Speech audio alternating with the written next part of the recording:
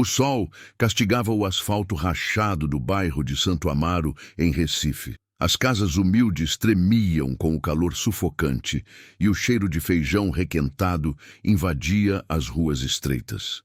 Clara apertava os passos, tentando esconder com dignidade o buraco que sentia no estômago. Não almoçava havia 2 dias, mas mantinha a cabeça erguida, como quem aprendeu desde cedo a não demonstrar fraqueza. Aos 21 anos, os olhos cor-de-mel ainda carregavam uma doçura intacta, mesmo depois de tantas portas fechadas. Vai dar certo hoje, vai dar certo, repetia em silêncio, ajeitando a blusa surrada que vestia como se fosse um terninho de grife. Na bolsa simples, apenas um currículo amassado e a foto 3x4 desbotada. A mãe, acamada com problemas pulmonares, havia tossido a noite inteira. O irmãozinho, de apenas 9 anos, perguntava o que teria para comer com uma inocência que doía. Ela parou em frente ao portão de ferro trabalhado da mansão dos Ferraz, no bairro Nobre das Graças. O contraste entre o mármore branco da fachada e suas sandálias gastas doía quase tanto quanto a fome. Tocou a campainha com dedos trêmulos. Não sabia exatamente o que esperava, mas seu coração batia com força. Precisava daquele emprego, nem que fosse para lavar chão. A porta foi aberta por um segurança de rosto fechado. "Entrevista?" ele perguntou, olhando-a de cima a baixo. Ela apenas assentiu. E então, do alto da escadaria, uma voz grave ecoou: "Deixe-a entrar." Clara foi conduzida ao interior da mansão, como quem pisa em território inimigo. O frescor do ar-condicionado bateu em seu rosto suado e ela sentiu vergonha de estar tão desalinhada. A casa era silenciosa, ampla e cheirava a algo caro que ela não saberia nomear. As paredes exibiam obras de arte e livros grossos enfileirados em estantes. Ela não pertencia àquele lugar, e isso estava escancarado em cada detalhe. No alto da escada, Vicente Ferraz observava em silêncio. Seus olhos eram de um castanho escuro quase negro, profundos e indecifráveis. Havia algo de ferido nele, mas também algo de imponente. Vestia-se com uma elegância informal. Camisa branca de linho, calça social escura, pés descalços. Clara engoliu seco quando ele começou a descer. "Qual o seu nome?" perguntou sem rodeios. Clara Bezerra. Vim pelo anúncio de ajudante." Sua voz quase sumiu. Vicente a fitou por alguns segundos. O silêncio entre os dois foi incômodo. Ele parecia escaneá-la por dentro, como se buscasse algo além das palavras. "Sabe cozinhar?" "Sei, o básico. Faço faxina, cuido de idosos, crianças." Ela hesitou. "Aprendi na marra." Ele assentiu devagar, e então fez algo inesperado. Sorriu, mas o sorriso não chegou aos olhos. "Está com fome?" A pergunta a desmontou. Seus olhos encheram d'água, mas ela não permitiu que caíssem. "Um pouco", respondeu com voz baixa. Ele virou-se e, caminhando até a mesa de jantar, disse: "Coma. Depois conversamos sobre a proposta." E assim começamos. Quer saber qual foi a proposta de Vicente? Continue comigo no capítulo 3. Se essa história já te tocou de alguma forma, se inscreva no canal, curta o vídeo e ative o sininho para não perder os próximos capítulos. Clara se aproximou da mesa devagar, hesitante, como se o ato de se alimentar naquele ambiente fosse um pecado. O tampo de vidro refletia sua imagem desarrumada entre talheres de prata e pratos de porcelana branca. Vicente observava de longe, encostado no batente da porta, braços cruzados. Ele não disse mais nada, apenas apontou com o queixo para a cadeira. Ela se sentou com cuidado e olhou para o prato servido. Arroz branco, filé de peixe grelhado e legumes salteados. Comida simples para aquele padrão, mas para ela era um banquete. Pegou os talheres, mas hesitou.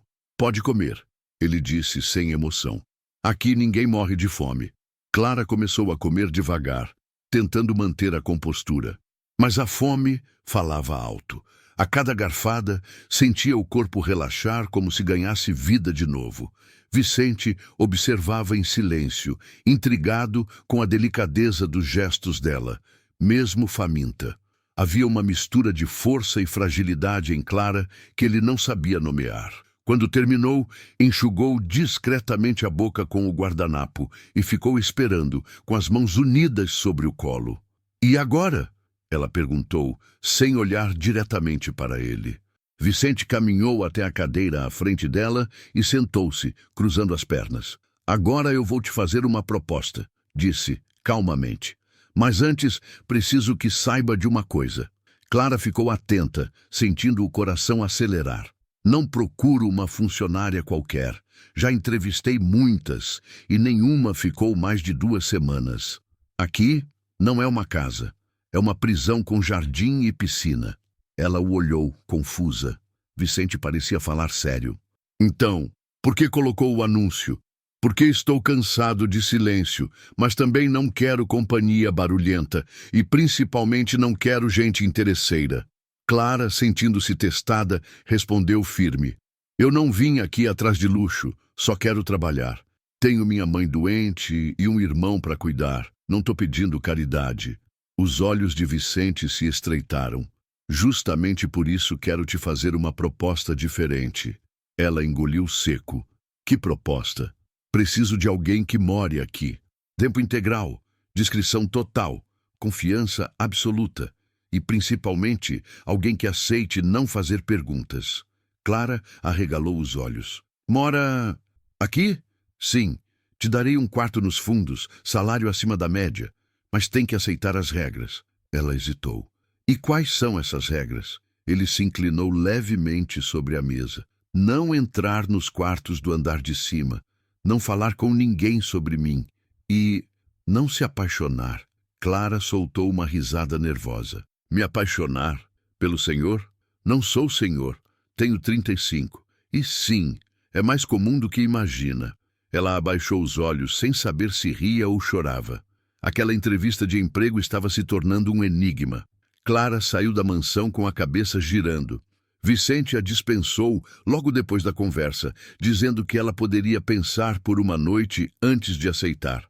Caminhou até o terminal de ônibus em silêncio, tentando organizar os pensamentos. O salário prometido era mais do que ela conseguiria em 6 meses de faxinas.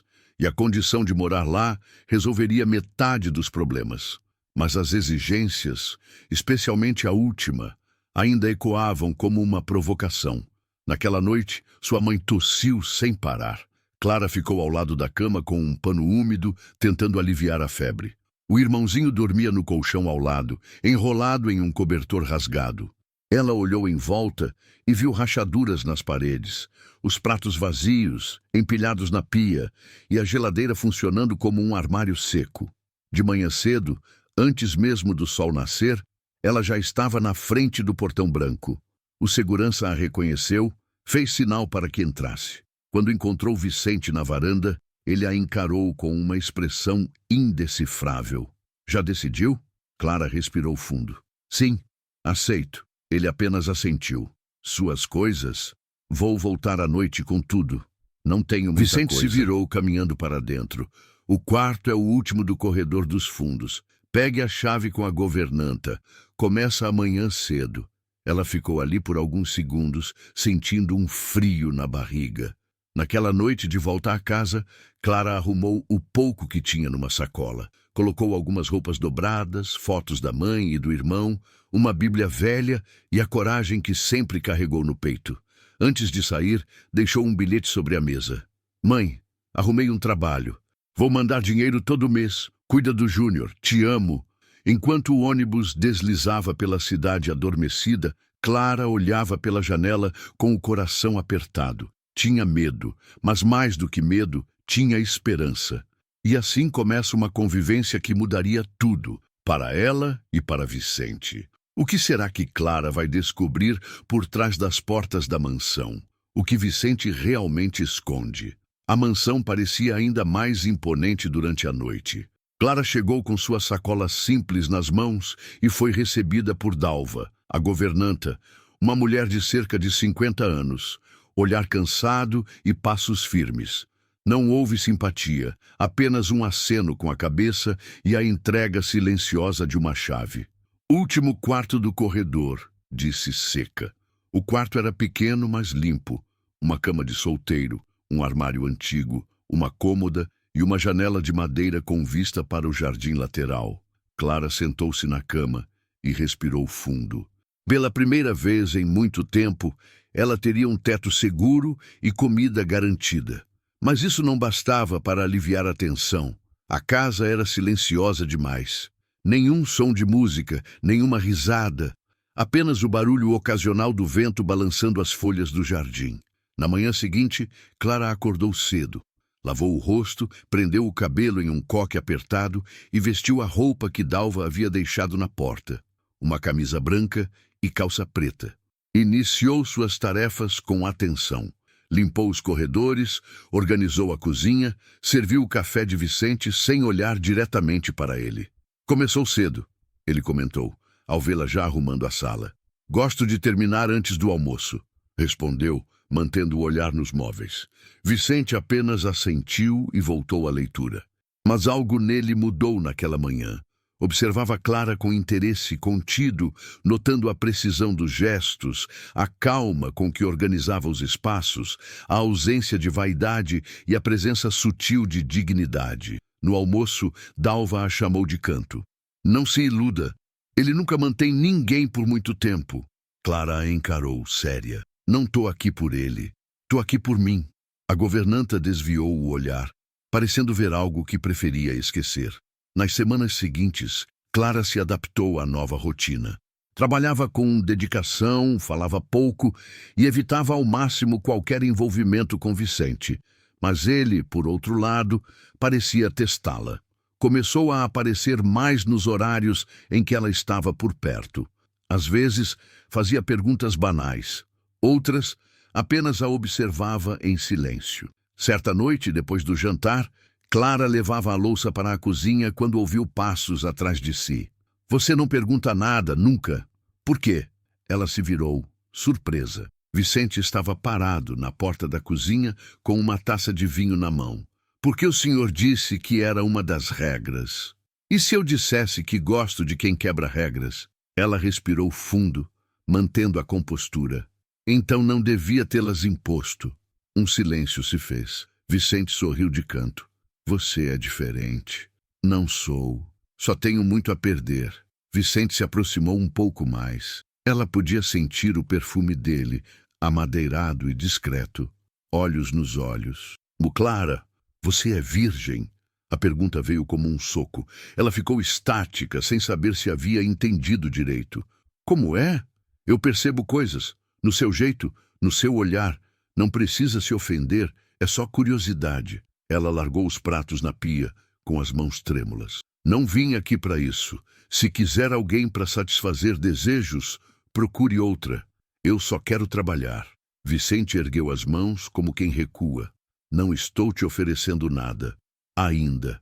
Então não pergunte o que não pode suportar ouvir. E saiu da cozinha, deixando-o sozinho com sua taça e seu silêncio.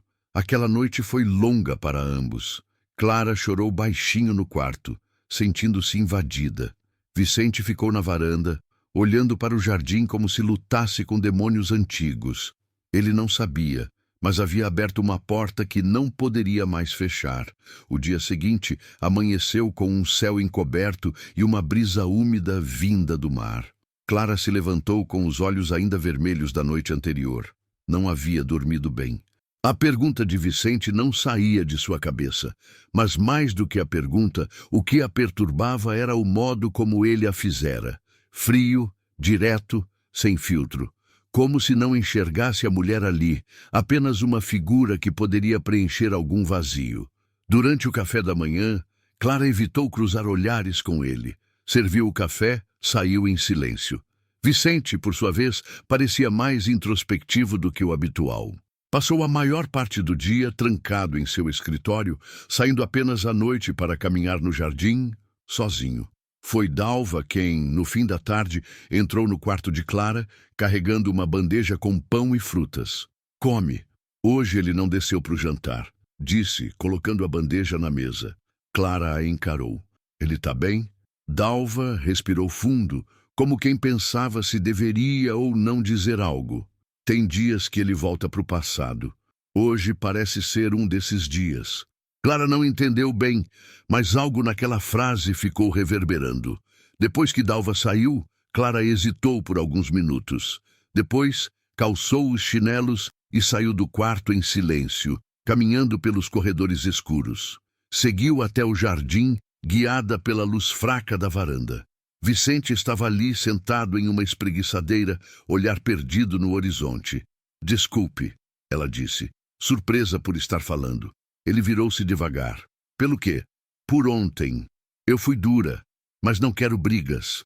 Vicente a observou por alguns segundos, depois suspirou e fez sinal para que ela sentasse ao lado. Você tem todo o direito. Eu fui insensível. Clara sentou-se, mantendo uma distância respeitosa. Às vezes, eu acho que você provoca para ver quem aguenta ficar, como se quisesse ser abandonado de novo. As palavras saíram sem que ela as planejasse. Mas Vicente não se irritou. Pelo contrário, baixou a cabeça e ficou em silêncio por longos segundos. Minha noiva morreu aqui, nesta casa. Clara congelou. O quê? 5 anos atrás, ela se afogou na piscina. Era médica, doce, cheia de planos. Eu a amava e nunca mais amei ninguém. Desde então, essa casa virou um cemitério com paredes. Clara sentiu o coração apertar. E você culpa a casa? Eu me culpo. Não consegui salvá-la. Eu estava aqui, dormindo. Não ouvi. Ela engoliu seco, sem saber o que dizer. O silêncio entre os dois não era mais incômodo. Era compartilhado. Naquela noite, Clara voltou para seu quarto com uma sensação diferente. Pela primeira vez, sentiu empatia verdadeira por Vicente. Por trás da arrogância, havia um homem ferido, e isso explicava muito de seu comportamento, mas também acendia um alerta. Pessoas quebradas podem machucar outras sem querer. Nos dias que seguiram, Vicente passou a ser mais gentil. Não falava muito, mas os olhares eram menos frios, os gestos mais brandos. Clara, por sua vez, manteve sua postura firme, mas sem a rigidez de antes. Começavam a dividir silêncios que não pesavam. Certa tarde, enquanto Clara limpava a biblioteca, ele entrou com 2 copos de suco e os colocou na mesa. Pode descansar um pouco. Está quente hoje. Ela aceitou. Sentaram-se um de frente para o outro e os minutos passaram como se não existissem. Vicente contou pequenas histórias de infância, do tempo em que sua mãe o levava à praia de Boa Viagem para ver o mar acalmando os ricos e assustando os pobres. Clara riu. Pela primeira vez, riu de verdade ali. E a sua família? Ele perguntou. Nunca conheci meu pai. Minha mãe batalhou a vida toda, mas agora está doente. E meu irmão é um raio de sol num céu nublado. É por eles que estou aqui. Vicente sorriu, quase com ternura. Você tem um tipo de força que incomoda. Porque é silenciosa, mas firme. Ela baixou os olhos envergonhada. Aprendi que se a gente gritar demais, o mundo para de ouvir. O tempo ali parecia suspenso. E naquela tarde, algo entre eles mudou. Ainda não era amor, mas era o início de uma confiança, de uma admiração. E talvez de uma atração que nenhum dos dois ousava admitir.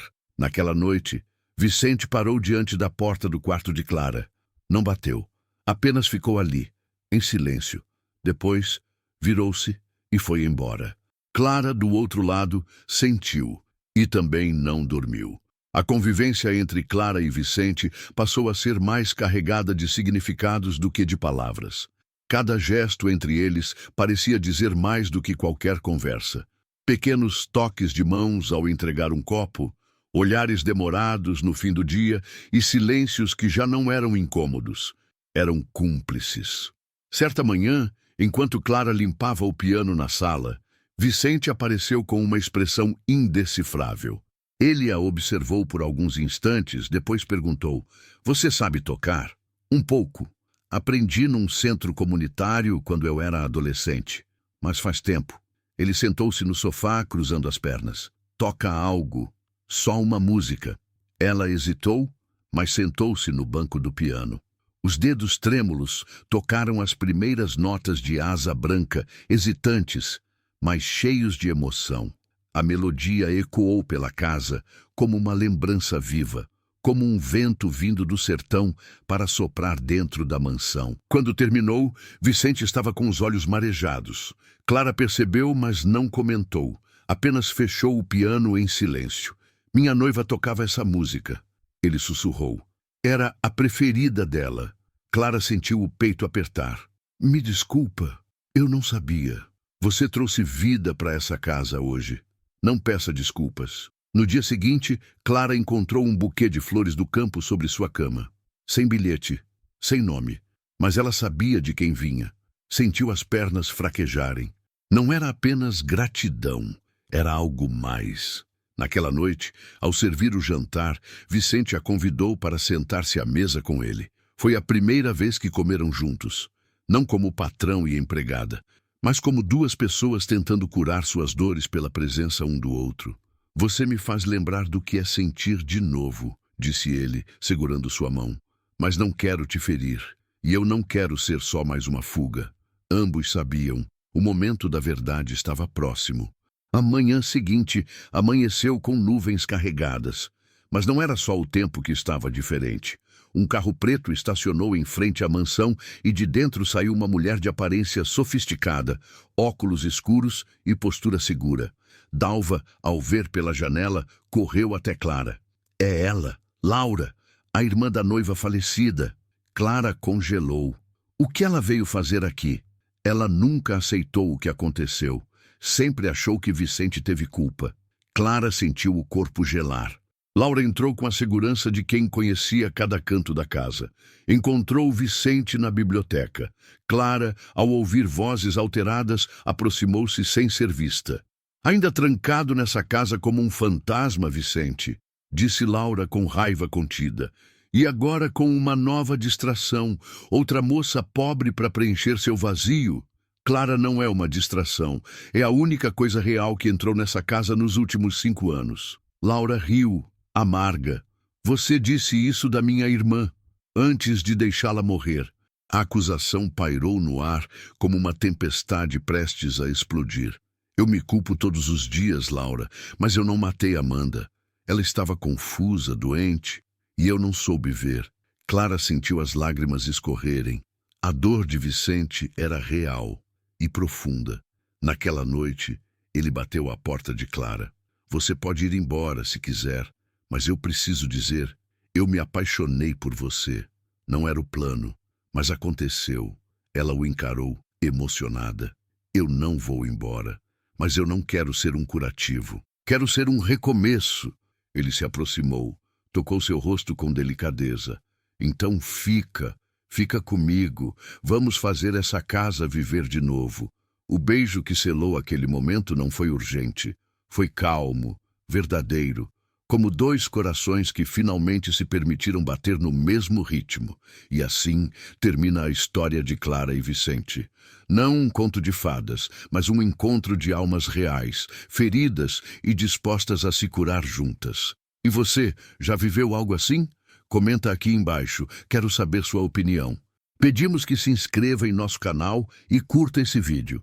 Ative também o sininho das notificações para ser avisado sobre nossas postagens. Até o próximo vídeo.